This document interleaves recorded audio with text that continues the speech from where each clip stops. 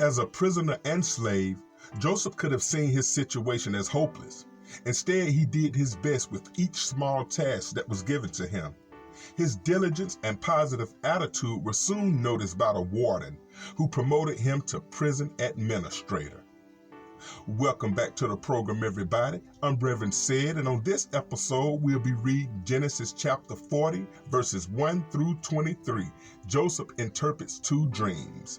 And if you ain't did it already, please go ahead and hit that subscribe button, like, share, and comment on any video on this channel. All right, let's go ahead and jump into our reading of Genesis chapter 40, verses 1 through 23. Sometime later, Pharaoh's chief cupbearer and chief baker offended their royal master. Pharaoh became angry with these two officials and put them in prison where Joseph was, in the palace of the captain of the guard. They remained in prison for quite some time, and the captain of the guard assigned them to Joseph, who looked after them. While they were in prison, Pharaoh's cupbearer and baker each had a dream one night, and each dream had its own meaning. When Joseph saw them the next morning, he noticed that they both looked upset. "Why do you look so worried today?" he asked them. And they replied, "We both had dreams last night, but no one can tell us what they mean." "Interpreting dreams is God's business," Joseph replied. "Go ahead and tell me your dream." So the chief cupbearer told Joseph his dream first. "In my dream," he said, "I saw a grapevine in front of me. The vine had 3 branches that began to bud and blossom, and soon it produced a cluster of ripe grapes. I was holding Pharaoh's wine cup in my hand, so I took a cluster of the grapes and squeezed the juice into the cup. Then I placed the cup into Pharaoh's hand."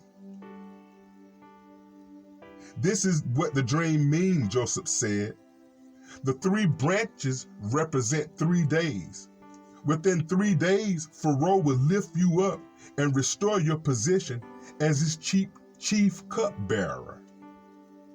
And please remember me and do me a favor when things go well for you. Mention me to Pharaoh, so he might let me out of this place. For I was kidnapped from my homeland, the land of the Hebrews, and now I'm here in prison, but I have did nothing to deserve it." When the chief baker saw that Jacob had given the first dream such a positive interpretation, he said to Joseph, "I had a dream too. In my dream, there were 3 baskets of white pastry stacked on my head.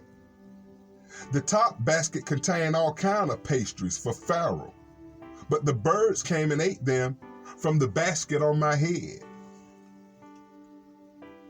"This is what the dream means," Joseph told him. "The 3 baskets also represented 3 days. 3 days from now, Pharaoh will lift you up and impale your body on a pole. The birds will come and peck away at your flesh." Pharaoh's birthday came 3 days later, and he prepared a banquet for all of his officials and staff. He summoned his chief cupbearer and chief baker to join the officials.